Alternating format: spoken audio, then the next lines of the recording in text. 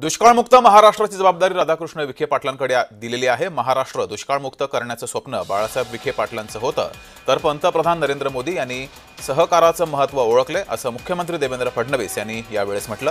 तर केंद्रीय मंत्री अमित शहा राज्य सरकारच्या पाठीशी आहेत असंही फडणवीसांनी सांगितलं आहे।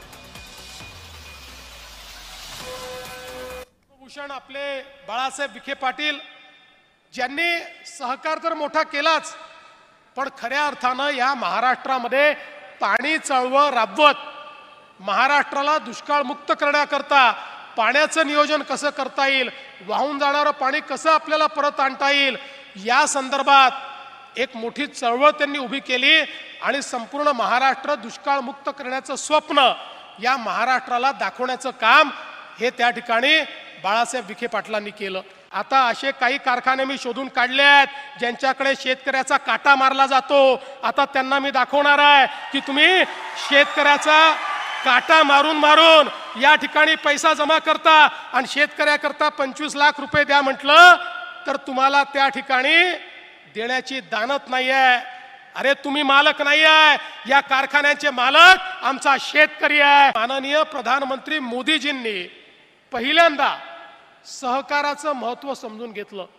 या देशामध्ये इतके प्रधानमंत्री झाले, इतकी सरकार आली, पण सहकार विभाग महत्त्वाचा आहे, हा परिवर्तन करू शकतो असं कधी कोणाला वाटलं नाही। त्यामुळे कृषी विभागासोबत साईडला पडलेला एक डेस्क एवढंच त्या सहकार विभागाकडे पाहिलं जायचं।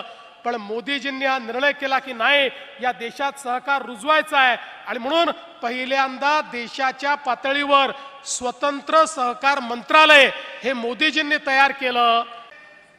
विठ्ठलराव विखे पाटील साहेब हे नाडी तज्ञ होते।